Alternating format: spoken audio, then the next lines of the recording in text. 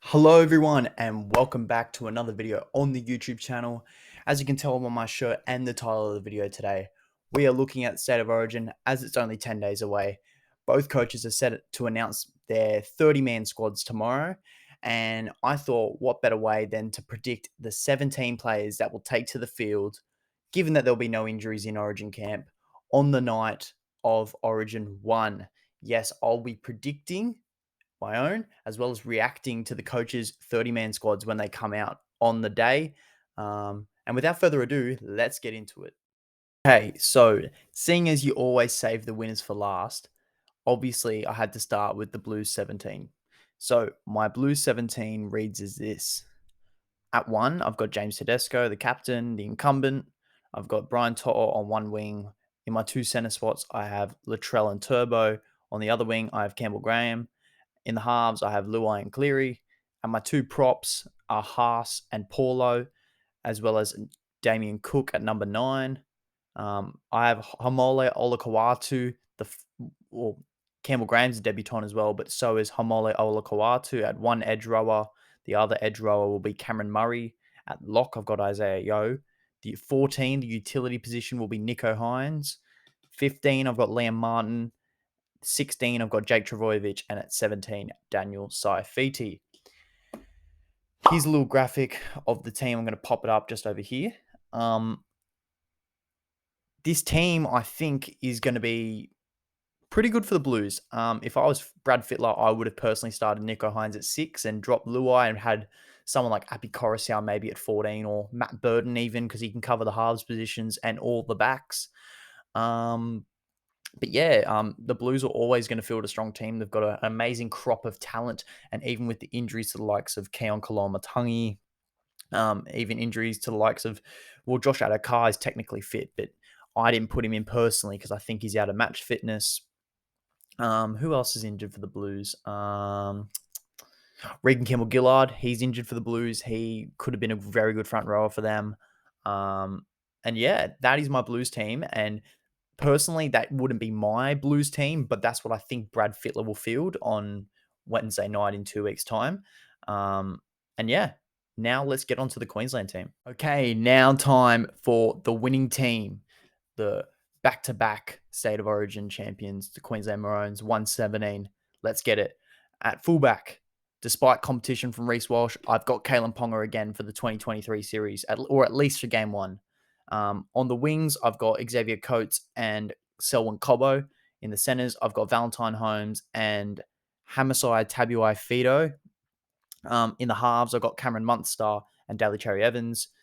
Front row, I've got Christian Welch and Tino Fasul Malawi. And at 9, I've got Ben Hunt.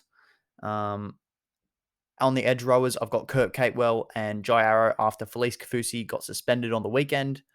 At lock, I've got Pat Carrigan, and on the bench, I've got Harry Grant, Ruben Cotter, David Fafita, and Lindsay Collins. Now, that forward pack is ridiculous, I think. I think that forward pack, I think it beats, despite having someone like Payne Haas, I don't think that the Blues can compete with the likes of Dave Fafita and Tino and Lindsay Collins. It's ridiculous the depth that the Queensland Maroons have. And yeah, obviously a lot of familiar faces and a few debutants here and there.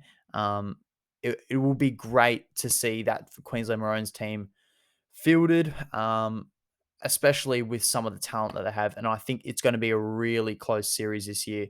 Obviously, with the likes of Turbo and Latrell returning this year is going to be a big boost for the Blues, but as well as the likes of the return of Hammer as his form's resurrected at the Dolphins, and Kalen Ponga, obviously, he's had a few good weeks under his belt and he's going to be back at his best. The next morning. Okay. Oh my God. I've just seen Billy Slater has had a press conference. Oh my God, focus, please. Billy Slater's had a press conference and apparently has announced he's 1-17, including his 18th and 19th man. I've not checked this.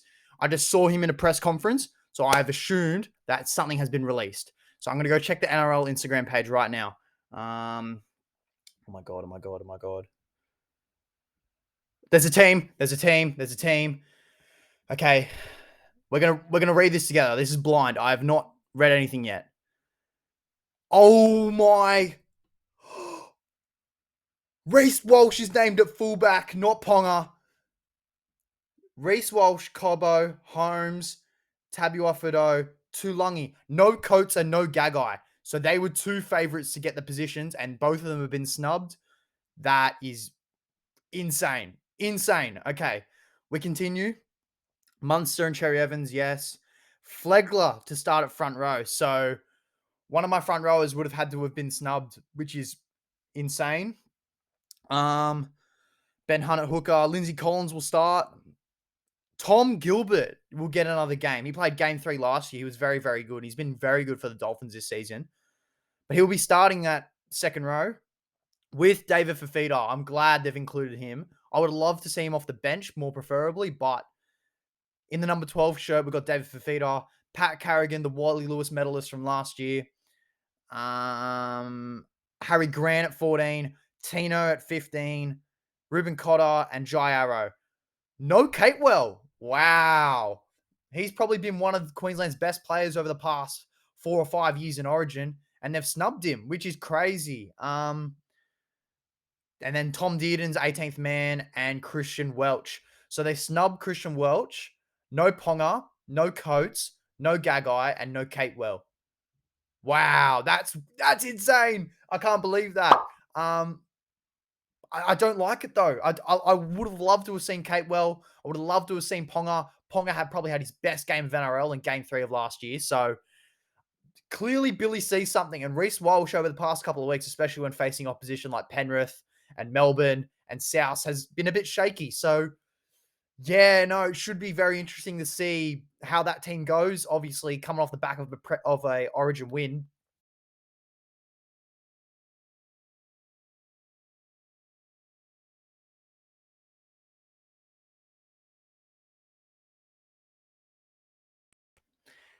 Well, my OBS did just crash midway through my rant about the Queensland lineup.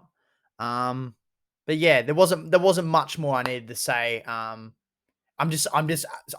genuinely still stunned that Pong has been dropped. That's my honest opinion. I think it's insane. But I have seen that Brad Fittler and the Blues have announced their 19-man squad earlier than I thought. I thought from my sources, I thought it was going to be 7 p.m. tonight, but it seems to have been released earlier.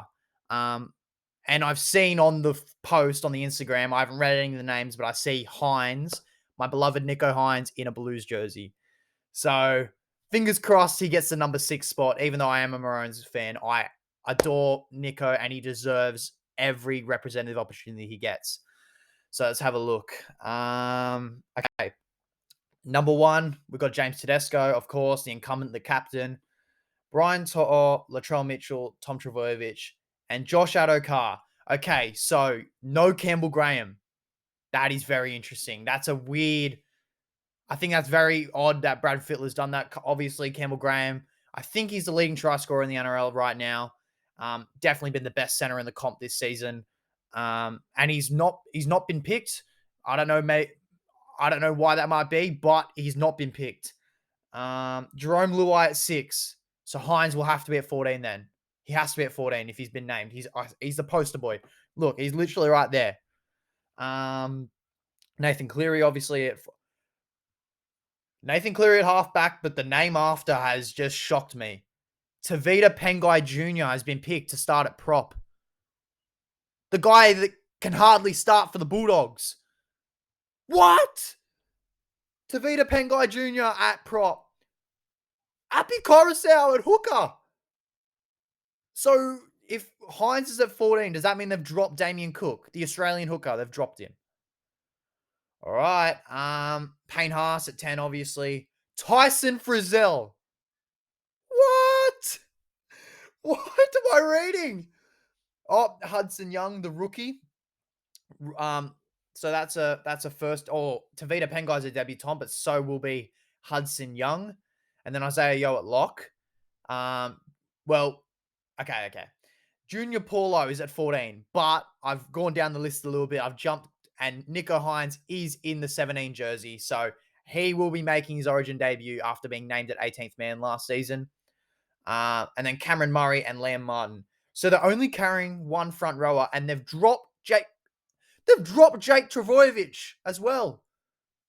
And then Stephen Crichton at 18 and Stefano Utukamanu at 19. The West Tigers front rower gets into the squad. I think that's well and truly deserved. He had an absolute blinder on the weekend.